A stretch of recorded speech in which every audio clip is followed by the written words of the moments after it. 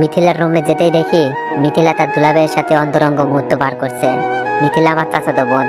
মিথিলা প্রায় অর্ধউলঙ্গ আর দুলাভাই শুধু শর্ট প্যান্ট। তাদের প্রেমলীলা দেখে আমি থমকে যাই। এটা দেখার জন্য মোটেও প্রস্তুত ছিলাম না আমি। আমি মিথিলাকে ভালোবাসি, এটা মোটামুটি বাড়ির সবাই জানে। এই কারণে যে কত মায়ের খেয়েছি তার কোনো হিসাব নাই। আমাকে বরাবর বলে দিয়েছে মিথিলাকে নিজের বোনের মতো দেখার জন্য। আমি মিথিলাকে এমন অবস্থায় দেখে নিজের চোখকে বিশ্বাস করতে পারছিলাম না।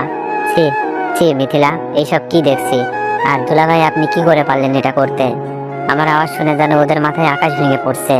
দুলাভাই বলল, অনিক প্লিজ কাউকে বইল না, কাউকে বললে আমাদের মান সম্মান থাকবে না। উনি সুমি আপুর স্বামী, দেখতে স্মার্ট আর অনেক বড় চাকরি করে। সুমি আপু হলো মিথিলার বড় বোন। আপু সকালে তার বাচ্চাকে ডাক্তার দেখাতে গেছে, সাথে চাচিও গেছে। চাচা নাই, মারা গেছে 3 বছর হয়। আব্বুও 2 পরিবারের প্রধান। আব্বু ও চাচা মিলে এরকম 2টা 2 তলা বাড়ি করে। সুমি আপুর বিয়ে হয়েছে 2 বছর, একটা 6 মাসের মেয়ে বাচ্চাও আছে। আপুকে আব্বুই বিয়ে দেয়। বিয়েটা পারিবারিক ভাবেই হয়। দুলাভাই আমার হীরের টুকরা, বাড়ির সবাই জানে। কিন্তু তার চরিত্র যে এত খারাপ আমি নিজেও ভাবতে পারছি না। আর মিথিলা, মিথিলা এটা কিভাবে করলো? মিথিলার মতো ভদ্র মেয়ে 3 গ্রাম খুঁজেও পাওয়া যাবে না। মিথিলার সৌন্দর্য পরিবারের লোকজন ছাড়া বাইরের কেউ দেখে নাই। হাত মোজা, পাও মোজা, বোরকা পরে পর্দার সাথে সবসময় চলাচল করে। কিন্তু আজ সেই মিথিলার একই হাল দেখছি। চুপ করেন আপনি, লজ্জা করে না? আবার কথা বলেন।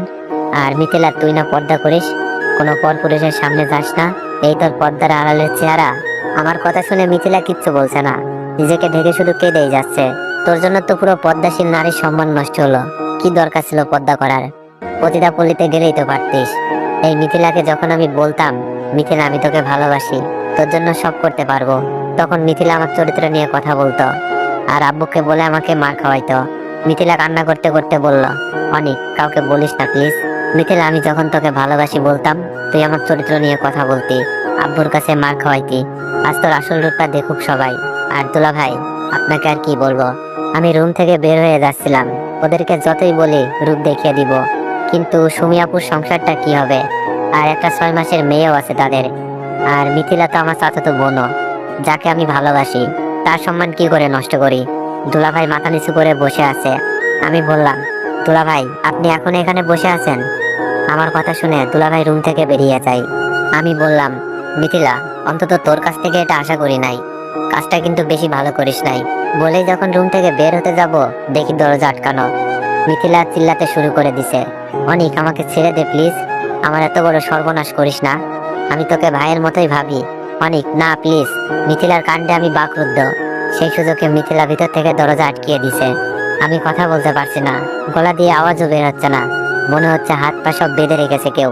অনিক তুই আমার এত বড় সর্বনাশ করিস না প্লিজ, আমি তোর পায়ে পড়ি। মিথিলা তার কাপড় চোপড় ছিঁড়তে লাগলো, প্রায় অনেক অংশ ছিঁড়ে ফেলছে। আমি অনেক কষ্টে মুখ থেকে বের করলাম, মিথিলা কি হচ্ছে এসব? মিথিলা অনেক দূরে চিল্লাচার বলছে, কেউ বাঁচাও, অনিক প্লিজ ছেড়ে দে, আমি যেখানে ছিলাম সেখানেই দাঁড়িয়ে আছি। মিথিলার এমন কাণ্ডে শরীরের শক্তি হারিয়ে ফেলেছি। বাইর থেকে দরজা ধাক্কাতে লাগছে দুলাভাই, আর দরজা খোলার জন্য চিল্লাতে লাগলো। দুলাভাইয়ের চিল্লানি শুনে আব্বু আম্মু ভাইয়া ভাবি সবাই মনে হয় চলে এসেছে। জোরে দরজা ধাক্কাতে ধাক্কাতে দরজা ভেঙে ফেলে সবাই। দরজা খুলতেই মিথিলা আব্বুর পেছনে গিয়ে লুকাই। মিথিলার কাপড় চোপড় ছেঁড়া দেখে আন্দাজ করে ফেলে মিথিলার সাথে খারাপ কিছু হতে যাচ্ছিল। মিথিলা নাকা কান্না করছে। মিথিলাকে ভাবি আগলে নাই, আর সবাই আমার দিকে অগ্নিচক্ষু দেখাতে লাগলো। আব্বু আমার সামনে এসেই ঠাস ঠাস করে কয়েকটা চর বসিয়ে দেয়। ভাইয়া এসেও অনেকটা চর মেরেছে। আমি কিছু বলতে যাব, সেই সুযোগ নাই, সবকিছু এত দ্রুত হচ্ছিল। মিথিলা, অনিক তোমাকে কলেজে যাওয়ার জন্য ডাকতে এসেছিল, তোমাকে এত খারাপ অবস্থা দেখা যাচ্ছে কেন? অনিক কি তোমার সাথে কিছু করেছে? ভাবি হয়তো বিশ্বাস করতে পারছে না, আমার মতো ছেলে এমন একটা কাজ করবে। মিথিলা ভাবিকে জড়িয়ে ধরে নেকা কান্না করছে আর বলছে, ভাবি আমি শুয়েছিলাম, অনিক এসে আমাকে একা পেয়ে আগের মতো ভালোবাসার প্রস্তাব দেয়। আমি বড় আব্বুকে জানাবো বলাতেই অনিক আমাকে বলে আমি নাকি অনেক মায়ের খাওয়াইছি, তাই আজ তোমার ইজ্জত কেড়ে নিব। তারপর অনিক আমার সর্বনাশ করতে থাকে। আপনারা না আসলে আজ অনিক আমাকে কি যে করতো। মিথিলার কথা অবিশ্বাস করার কোনো কারণই নাই। আগেই বলেছি 3 গ্রাম খুঁজেও এমন মেয়ে পাওয়া যাবে না। আব্বু মিথিলার কথা শুনে যেন আরো রেগে গেলেন। তুই আমার ছেলে ভাবতেই লজ্জা লাগছে, যে নিজের চাচাতো বোনের সাথে এমন করতে পারে, সে অন্য মেয়েদের কি না করবে। তোর এই বাড়িতে কোনো জায়গা নেই, বের হয়ে যায় বাড়ি থেকে। আব্বুর কথা শুনে চোখ বেয়ে পানি পড়ছে। মাথা নিচু করে কান্না করতে করতে বললাম, আব্বু আমি কিছু করি নাই, ওই তুই আমাকে আব্বু বলবি না, আজ থেকে আমার একটা ছেলে, তুই মরে গেছিস। আব্বুর মুখে এই কথা শোনার থেকে মরে যেতে পারলেও অনেক বেশি খুশি হতাম। আম্মুকে বললাম, আম্মু আমি কিছু করি নাই। মিথিলা কথা আটকে দিয়েই আম্মু বলল, জানি না কোন পাপে তোকে পেটে ধরেছিলাম। আম্মুর মুখে কথা শুনে মনে হচ্ছে কলেজা ছিঁড়ে যাচ্ছে। আর কাকে বলবো, যেখানে আমার গর্ভধারিণী মাই বিশ্বাস করলো না, আমাকে কিছু বলতেও দেয় নাই। আমি দুলা ভাইয়ের দিকে তাকালাম, মুখে শয়তানি হাসি। আর মিথিলা এখানে নেকা কান্না করছে।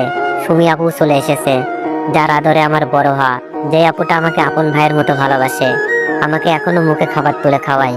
সেই আপুটাও সবকিছু শুনে কান্নায় বুক ভাসাচ্ছে। আজ আমি আপুর চোখও খারাপ হয়ে গেলাম। মিথিলার রুম থেকে বের হয়ে আমার রুমে গিয়ে কাপড় চোপড় গোছাচ্ছি, কারণ এই বাড়িতে আমার জায়গা নেই। আর আমি কোন মুখে থাকবো এখানে, যেখানে সবাই আমাকে দর্শক বলে জানে। কাপড় গোছানো শেষ, রুম থেকে বের হব, এমন সময় ভাবি আমার রুমে আসলো। ভাবিকে দেখে আমি মাথা নিচু করে দাঁড়িয়েছিলাম, কারণ ভাবি আমার মায়ের মতো আদর করে। আমার টাকা পয়সার অভাব ভাবিই পূরণ করে। ভাবি সুমি আপুর মতোই আমার একটা বড় আপু। ভাবি বলল, এটা তুমি কি করলে অনিক? আমরা তো মিথিলার সাথে তোমার বিয়ে দিতে রাজি ছিলাম। আব্বুকে না হয় আমরা বুঝিয়ে নিতাম, তার জন্য জোর করে। আমি কান্না করতে করতে বললাম, ভাবি আমাকে মাফ করে দিও, আমি পারি নাই সবার সামনে সত্যটা বলতে। ভাবি বলল, কি সত্য বলতে পারো নাই? আমি বললাম, ভাবি কথা দেন, কথাগুলো কাউকে বলবেন না। ভাবি বলল, বলো, বলবো না কাউকে। আমি কান্না সুরে বললাম, ভাবি আমি মিথিলার সাথে এমন কিছুই করি নাই। ভাবি বলল, তাহলে মিথিলার কাপড় চোপড় ছেঁড়া কেন? ভাবি আমি মিথিলাকে ডাকতে গিয়ে দুলাভাই আর মিথিলার পাপ কাজে লিপ্ত থাকতে দেখি। আমি তাদের অপমান করি, ভয় দেখাই, বাড়ির সবাইকে বলে দিব।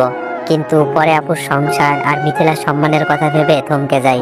আমি রুম থেকে বের হতে যাচ্ছিলাম, দুলাভাই ভাই থেকে দরজা লক করে দেয়। মিথিলা জোরে জোরে কাঁদতে থাকে আর কাপড়গুলো ছিঁড়তে থাকে। তারপর ভিতর থেকে লক করে দেয় মিথিলা। ভাই থেকে দুলাভাই দরজা ধাক্কাছে আর চিল্লানি শুনে তোমরা এসে আমাকে এই পরিস্থিতিতে দেখলা। আমি কাকে বলবো এই কথা, কে বিশ্বাস করবে বলো? এই বলে কেঁদে কেঁদে রুম থেকে বের হতে যাচ্ছি। ভাবির চোখেও পানি, ভাবি বিশ্বাস করলেও নিরুপায়। ভাবি বলল, কি বলছো অনিক? তাদের পাপের বোঝা তোমার উপর চাপিয়ে দিয়েছে? আমি বললাম, ভাবি তুমি কাউকে বলো না প্লিজ, মিথিলার সম্মান আর আপুর সংসার নষ্ট হয়ে যেতে পারে। ভাবি বলল, জানি না অনিক, কে মিথ্যা বলছে আর কে সত্য বলছে। মিথিলা আর সুমিত জামাইয়ের তো এমন কোনো বাজে লক্ষণ দেখিনি। ভাবি তুমি আমাকে বিশ্বাস করছো না? তাহলে এটা দেখো, আমি সুযোগের সবকিছু ভিডিও করে রেখেছিলাম। ভেবেছিলাম কাউকে দেখাবো না, কিন্তু পরিবারের সবচেয়ে প্রিয় মানুষটার চোখে নিজেকে খারাপ বানাতে পারি নাই। ভাবি মোবাইল নিয়ে যেতে চাই। অনিক এই ভিডিও এখনই আব্বুকে দেখাবো। ভাবি প্লিজ, কথা দিয়েছো কাউকে বলবা না। সবার চোখে খারাপ হলেও তোমার চোখে যেন ভালো হয়ে থাকতে পারি, তাই তোমাকে সব বললাম। কথা শেষ করতেই ভাইয়া ভাবিকে বলছে, এই ধর্ষকের সাথে কিসের এত কথা? ভাবির চোখ দিয়ে অনবরত পানি পড়ছে। ভাবি আমার হাতে অনেকগুলো টাকা দিয়ে বলে, টাকার দরকার পড়লে যেন আমাকে জানাই। ভাবির চোখ মুছে আমার রুম থেকে বের হয়, কিন্তু আমার চোখের পানি জোড়ায় না। রুমটার প্রতি মায়া লাগছিল। আব্বুর পায়ে একবার সালাম করতে মন চাচ্ছিল, কিন্তু সেই সাহস আজ আমার নেই। সবাই আমার চলে যাওয়া দেখছে, ভাবি সবার চোখের আড়ালে বারবার চোখ মুছছে। 12টার বাসে রওনা দিলাম ঢাকার উদ্দেশ্যে। সো এভরিওয়ান, তোমরা যদি গল্পটি কন্টিনিউ করাতে চাও তাহলে একটু বেশি বেশি কপি লিঙ্ক করে দিও আর একটু বেশি বেশি কমেন্ট করে দিও। ধন্যবাদ।